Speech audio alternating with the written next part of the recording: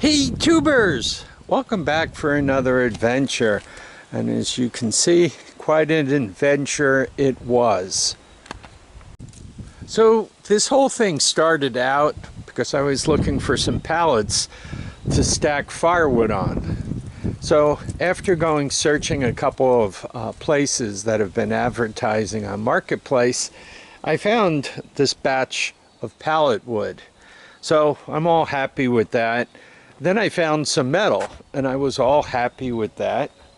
And as I was looking at this metal, it was behind a flooring place. Guy comes out and says, "Oh, do you need a hand loading?" And I said, "Boy, that'd be great." So as he's giving me a hand, a deputy sheriff shows up and says, "What are you guys doing?" And the person who works there says, "We're loading some junk onto the truck." And the sheriff asks, "Are you guys dumpster diving?" And once again, I'm keeping quiet. And the guy who works there says, "No, I work here and I'm loading scrap on this truck." And the sheriff goes, "Oh, okay. We've had some trouble with people dumpster diving. We had one guy living in a dumpster, living in a paper dumpster, I guess it was, because it was pretty clean in there. And he almost found himself getting thrown away. So, note to self, don't live in a dumpster."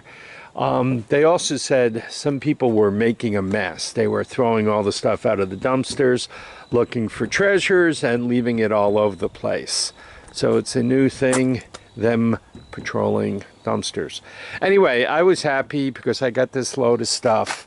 And you guys are going to go, "Oh, Harvey, man, another project."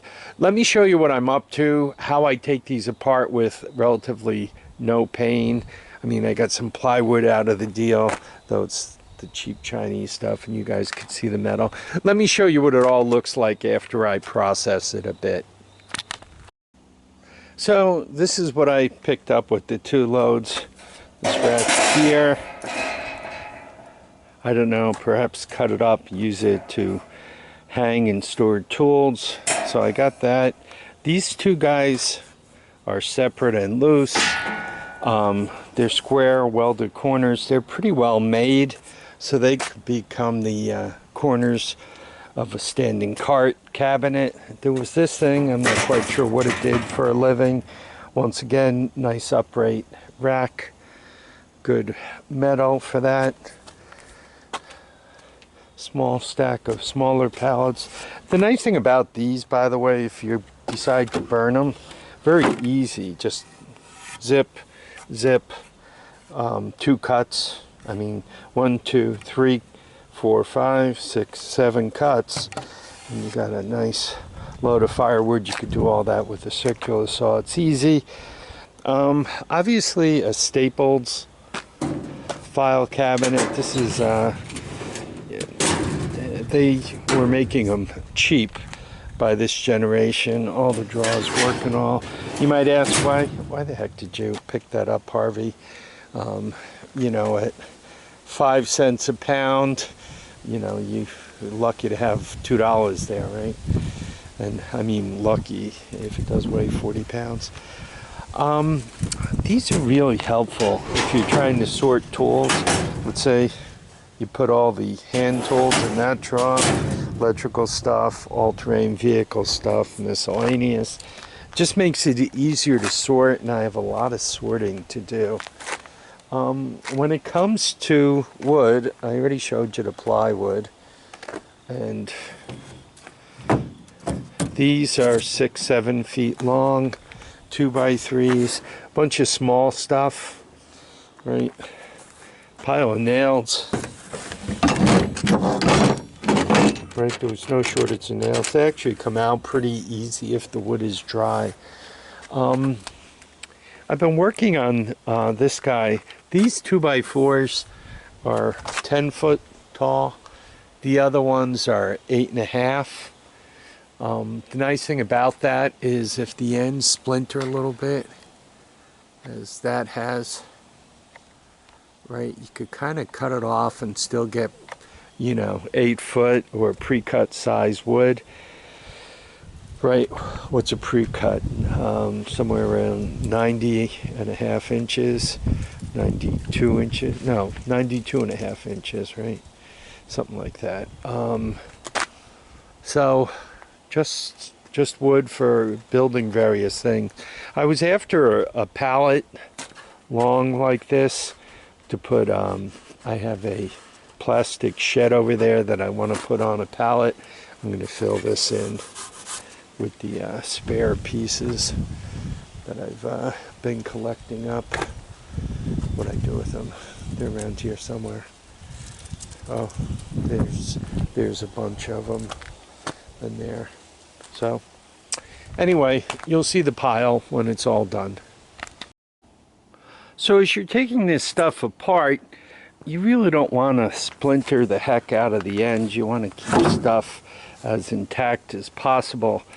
I found the best way to do this, quite honestly, is if you do a couple of cuts in some good spots, like through here, right, through there, right, just cut the nails off. And once you do a few spots like that, right through there, suddenly things pry apart easily, come apart. You can use some of the leverage of the long pieces of wood. Once again, you gotta pay attention. As I take these apart, I try not to take them apart any more than I need to. Like these guys here are already 16 on center, so perhaps I could cut them off to length. Right, these are almost 10 foot long, so perhaps I could cut them to length and use them as they are for various projects. Why waste your time taking things apart that you don't need to? Lastly, save the nails. And I don't say save the nails because you're going to use them again, but save the nails so that you can keep them out of your car tires, your truck tires, your all-terrain vehicle tires, and your tractor tires, right? Just stack them up. So I'm going to continue working on this. This is the last piece that I really need to take apart. You can see the pile of wood. A lot of times with this stuff, you don't necessarily want to use it to be structural unless it's really in pretty decent shape, pretty decent quality. This is all number 2, number 3 lumber. It's nothing great. And by the way, if you let it get wet, if you just leave it out and let it get wet, it'll turn into propellers. It'll be all twisty like an airplane propeller. So don't let it do that. Make sure you stack it and space it and weigh it such that it can't move around too much. But once again, not that you're going to necessarily want to use some of this chewed up stuff for structure, but it could be handy for fill-in and so forth like that, especially if you nail it against the grain. Like you have something like this, and you make sure you nail it correspondingly against it, right, this on top of that. That way it has less chance of twisting around. The bends for each counteract each other and it stays straight. So there we are. Let me continue taking this apart. So I've taken things apart as much as I can for the time being, or as much as I want to for the time being. I'm going to pull these nails. You guys could see I got a pile of, what is that, 3/4 by 6 pine. I got a few 2x4s, some of them in better shape than others, some of them of higher quality. I got the short stuff and the 2x3s. I got these kind of already in length and partially put together. So I have to figure out what I'm going to do with these when it comes to stacking the firewood to make the best use of it. These extra pieces, another pallet, that pallet, the plywood, the small pallets, right, and the metal pile, including the file cabinet. What were they, Steel Co. and some of the others, they were so much thicker in the old days. They really have thinned these down. Easier to get on the truck, but less capable with heavy tools. Anyway, I hope you guys enjoyed this adventure. The sheriff's deputy, I asked him to turn on his light so I could get some video, put that as the beginning video, you know, of having a cop car there with the lights flashing. He wasn't buying into that at all. I mean, he was cool, but he wasn't silly, right? So anyway, I want to thank you all for dropping by to watch, comment, and subscribe. Please remember, feet down, heads up. And what have we learned today? Careful with nails. Don't live in dumpsters. Bye now.